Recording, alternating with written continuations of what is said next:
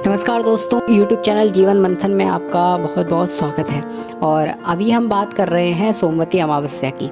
देखिए 30 मई 2022 को सोमवती अमावस्या पड़ी है। सोमवती अमावस्या उस दिन को कहते हैं जब सोमवार की अमावस्या पड़ती है। तो देखिए सोमवती अमावस्या के बारे में हम जानते हैं। सोमवार यानी 30 मई को सोमवती अमावस्या है। धार्मिक दृष्टि से सोमवती अमावस्या का बहुत ही ज़्यादा महत्व बताया गया है।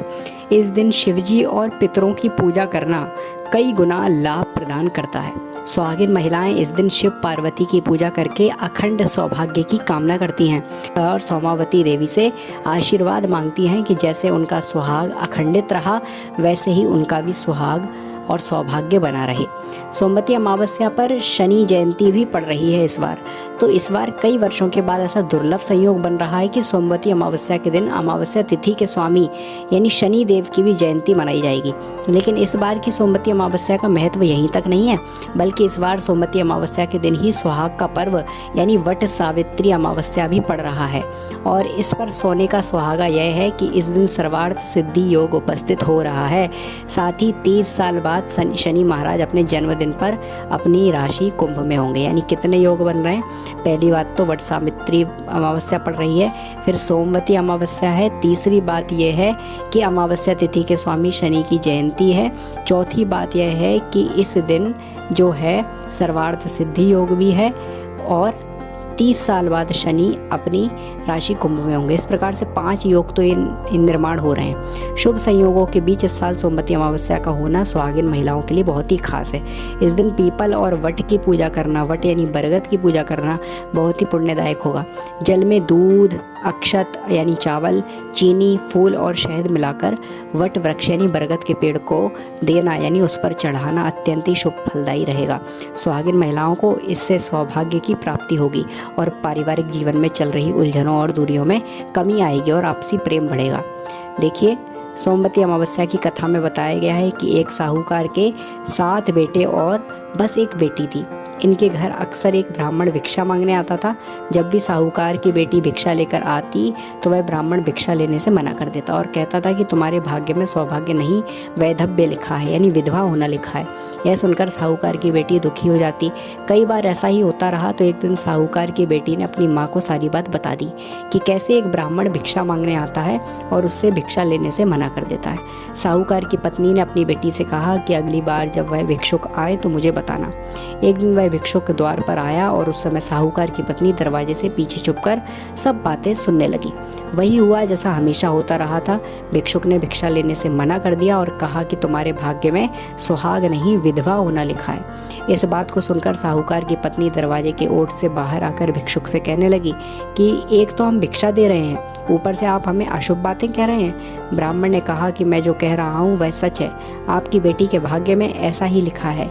जब विवाह के समय आपकी बेटी फेरे ले रही होगी उसी समय सांप आकर इसके पति को काट लेगा और यह विधवा हो जाएगी। ब्राह्मण की बातें सुनकर साहूकार की पत्नी दुखी हुई, लेकिन फिर ब्राह्मण से बोली अगर आपको यह पता है कि यह विधवा होगी तो आपको यह भी पता हो सकता है कि इसके सुहाग की रक्षा कैसे होगी। साहूकार की पत्नी के ऐसा पूछने पर ब्राह्मण ने कहा यहाँ से काफ़ी दूर पर एक गांव है जहां पर एक सोना धोबिन रहती है। वह हर सोमवती अमावस्या को व्रत रखती है।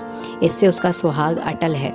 अगर वह आकर अपना सुहाग आपकी बेटी को देगी तो इसका वैधव्य यानी विधवा होना टल सकता है।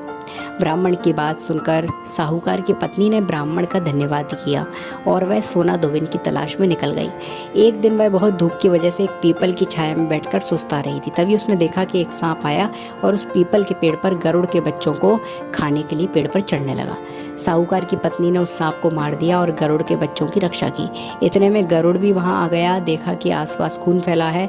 गरुड़ को लगा कि साहूकार की पत्नी ने उसके बच्चों को नुकसान पहुंचाया है, इसलिए गरुड़ ने उस पर हमला कर दिया। लेकिन साहूकार की पत्नी ने उसे रोका और बताया कि उसने तो उसके बच्चों की रक्षा की है। गरुड़ ने जब इस सच को जाना तो उसने कहा कि तुमने मेरे बच्चों की रक्षा की है, इसलिए बताओ मैं कैसे तुम्हारी मदद कर सकता हूँ। साहूकारनी ने तब गरुड़ को बताया कि वह सोना धोबिन की तलाश में निकली है। अगर वह उसे वहां तक पहुंचा दे तो बहुत उपकार होगा।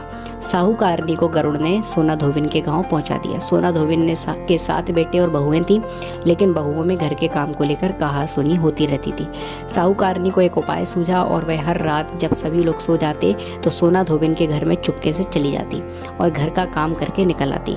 कई दिनों तक ऐसा चला तो एक दिन सोना धोबिन छुपकर बैठ गई और सब कुछ देख लिया। जब साहूकारनी जाने लगी तो धोबिन ने उसे पकड़ लिया और पूछा कि तुम कौन हो और यहाँ इस तरह मेरे घर का काम करने क्यों चली आती हो। साहूकारनी ने कहा, मैं सब बता दूंगी, लेकिन पहले वचन दो कि सब सच जानने के बाद तुम मेरी मदद करोगी। सोना धोबिन ने साहूकारनी को वचन दे दिया। साहूकारनी ने सब बातें सोना धोबिन को बता दिया और अपने साथ चलने के लिए कहा। सोना धोबिन साहूकारनी के साथ चल दी और अपनी बहुओं से कहा कि मेरे लौटने तक हो सकता है कि तुम्हारे ससुर जी की मृत्यु हो जाए, लेकिन इनके शरीर को तेल में डुबो कर रखना, अंतिम संस्कार मत करना। सोना धोबिन साहूकारनी के घर आ गई और जब साहूकारनी की बेटी की शादी हो रही थी तब फेरों के समय एक सांप लहलहाता हुआ चला आया। सोना धोबिन ने उस सांप के आगे दूध और लावा रख दिया। जैसे ही वह दूध पीने लगा, धोबिन ने उसे मार दिया। इसके बाद सोना धोबिन ने कहा कि अब तक जो भी सोमवती अमावस्या मैंने किया है उसका पुण्य फल मैं साहूकारनी की बेटी को देती हूँ। इसके बाद साहूकारनी की बेटी का वैधव्य यानी विधवा होना टल गया और वह सौभाग्यवती बन गई। इसके बाद सोना धोबिन अपने गांव लौटने लगी तो एक दिन रास्ते में ही सोमवती अमावस्या आ गई।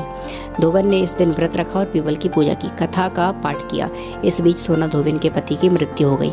जब वह घर लौटी तो उसने अपने रास्ते में किए गए सोमवती अमावस्या का पुण्य अपने पति को दे दिया। इससे उसका मरा हुआ पति फिर से जीवित हो उठा।